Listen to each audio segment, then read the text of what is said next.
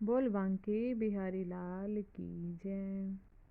बोल जुगल जोड़ी सरकार की जय। श्री कृष्ण का नाम और श्री कृष्ण अभिन्न है। इसका क्या अर्थ है? भौतिक वस्तुओं के नाम उन वस्तुओं के प्रतीक होते हैं, परंतु भगवान श्री कृष्ण का नाम उनका प्रतीक मात्र नहीं है, वह स्वयं भगवान श्री कृष्ण है। हरे कृष्ण। भगवान श्री कृष्ण की समस्त शक्तियाँ, गुण और उनका माधुर्य उनके नाम में भी है। वहीं भौतिक वस्तुओं के नाम उन वस्तुओं से भिन्न होते हैं। जल कहने मात्र से जल को पानी से मिलने वाली तृप्ति नहीं हो सकती, परंतु भगवान श्री कृष्ण का नाम पुकारने से अथवा कीर्तन करने से उसी माधुर्य की अनुभूति होती है जैसे उनसे मिलने पर होती है। भौतिक वस्तुओं के नाम उनके जन्म के बाद पड़ते हैं, जबकि भगवान श्री कृष्ण का नाम उन्हीं की तरह अनादि है। हरे कृष्णा कृष्ण कृष्ण हरे हरे, हरे राम राम राम हरे हरे। भगवान श्री कृष्ण श्री गोवर्धन पर्वत अपनी तर्जनी पर उठा सकते हैं, तो नाम प्रभु भी उठा सकते हैं, क्योंकि श्री कृष्ण एवं उनका नाम एक ही है। इसका अर्थ ये है कि जो भगवान श्री कृष्ण है ना, उनका जो नाम है वो दोनों एक है, अभिन्न है, एक दूसरे से अलग नहीं है। जैसे उनके दर्शन करने से हमें आनंद होता है ना, वैसे ही यदि हम उनका नाम पूरे ध्यान अवस्था में लें, ध्यान करके लें, तो उनका नाम भी उनके दर्शन की तरह होता है। जैसे हमें श्री कृष्ण मिलने से आनंद की अनुभूति होती है, वैसे ही हमें उनका नाम का सुमिरन करने से अनुभूति होती है। इस संबंध में श्री प्रभुपाद जी की एक रोचक वार्तालाप इस प्रकार है। प्रभुपाद जी, उनसे पूछा कि जो भगवान जी ने जैसे गोवर्धन पर्वत को अपनी तर्जनी उंगली पर उठाया, वैसे भी जो नाम प्रभु है, नाम को भी एक प्रभु का नाम दिया गया है कि जो नाम प्रभु है वो भी उठा सकते हैं। फिर प्रभुपाद जी ने बताया, हाँ, यह आध्यात्मिक विधि है, क्योंकि कृष्ण और कृष्ण का नाम, व्यक्ति कृष्ण और कृष्ण नाम, वह अभिन्न है, पूर्ण है।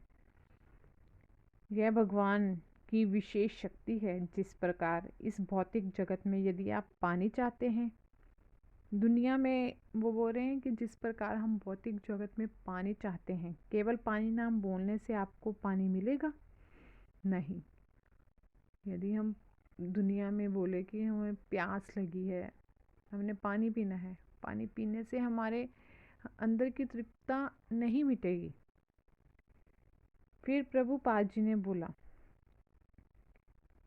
लेकिन आध्यात्मिक जगत में पानी नाम और पानी पदार्थ समान है, उसी प्रकार कृष्ण और कृष्ण का नाम समान है।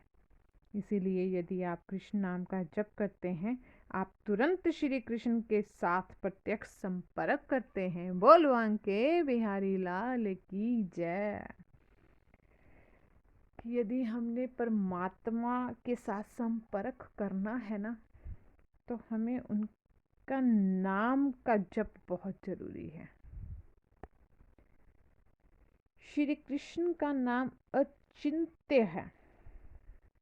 हरि नाम आध्यात्मिक एवं दिव्य है, और दिव्य वस्तुएं प्राकृतिक वस्तुओं से परे होती है।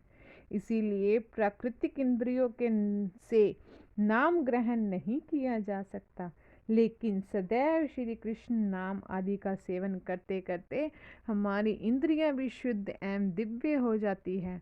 तब हम श्री कृष्ण नाम का सेवन करने पर रस का अनुभव कर सकते हैं। बोल बांके बिहारी लाल की जय। श्री कृष्ण इसकी पुष्टि श्री चैतन्य चरितामृत में भी की गई है कि गोस्वामी जी भगवान श्री कृष्ण के नाम, रूप, गुण, लीला एवं धाम को एक रूप मानते हैं। वो बोलते हैं भगवान श्री कृष्ण का नाम, गुण, लीला एवं धाम को एक रूप बताते हुए, अर्थात वह भी भगवान श्री कृष्ण की तरह ही दिव्य है।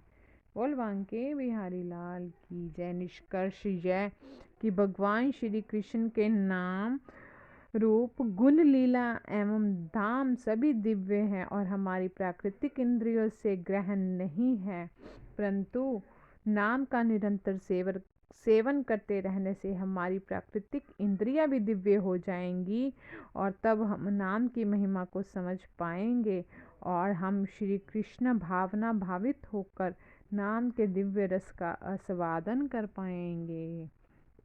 बोल बांके बिहारी लाल की जय। श्री कृष्ण का पवित्र नाम, चरित्र, लीलाएं तथा कार्यकलाप सभी मिश्री के समान आध्यात्मिक रूप से मधुर है। यद्यपि अविद्या रूपी पीलिया रोग से ग्रस्त रोगी की जीभ किसी भी मीठी वस्तु का स्वाद नहीं ले सकती, लेकिन यह आश्चर्य की बात है कि इन मधुर नामों का नित्य सावधानी पूर्वक कीर्तन करने से उसकी जीभ में प्राकृतिक स्वाद जागृत हो उठता है और रोग धीरे धीरे समूल नष्ट हो जाता है। श्री प्रभुपाद जी कहते हैं कि भगवान का पवित्र नाम, उनके गुण, लीलाएं इत्यादि सच्चिदानंद स्वरूप हैं। अतएव स्वभावत वह सबों को प्रिय लगने वाली मिश्री के समान अत्यंत मधुर है, किंतु अज्ञान की तुलना पीलिया रोग से की गई है, जो पित्त के स्राव से उत्पन्न होता है। पीलिया से ग्रस्त रोगी को मीठी वस्तुएं कड़वी लगती है। इसी प्रकार अविद्या भगवान कृष्ण के दिव्य सुस्वादु नाम, गुण, रूप तथा लीलाओं का आस्वादन करने की शक्ति को विकृत कर देती हैं। इस रोग के होते हुए भी यदि कोई अत्यंत सावधानी एवं ध्यान के साथ श्री कृष्ण के नाम का पवित्र कीर्तन करते हुए तथा उनकी दिव्य लीलाओं का श्रवण करते हुए श्री कृष्ण भावनामृत को स्वीकार करता है, तो उसकी अविद्या नष्ट हो जाएगी और उसकी जीव भगवान की दिव्य प्रकृति तथा उसके समान साज समान का मधुर आस्वादन प्राप्त करने में समर्थ हो जाएगी। इस प्रकार का आध्यात्मिक स्वास्थ्य लाभ कृष्ण भावना अमृत के नियमित अनुशील द्वारा ही संभव हो पाता है। भगवान कहते हैं कि निराकारवादी इस जप को मुक्ति पाने के लिए साधन के रूप में समझते हैं। उनके अनुसार मुक्ति प्राप्त होने के बाद जप की कोई आवश्यकता नहीं रहती। वे यह नहीं जानते कि जप वास्तविक जप मुक्ति के बाद शुरू होता है। बोल बांके बिहारी लाल की जय। सततम का अर्थ होता है मुक्ति के बाद भी। यह जप मुक्ति के बाद भी जारी रहता है। ऐसा नहीं है कि मुक्ति के बाद जप समाप्त हो जाएगा। भागवत गीता में कहा गया है सततम व्रताम। इसलिए जब आप वास्तविक में गोलोक वृंदावन जाते हैं, श्री कृष्ण के सामने यही जप चलता रहेगा, जप कभी नहीं रुकेगा। बोल बांके बिहारी लाल की जय।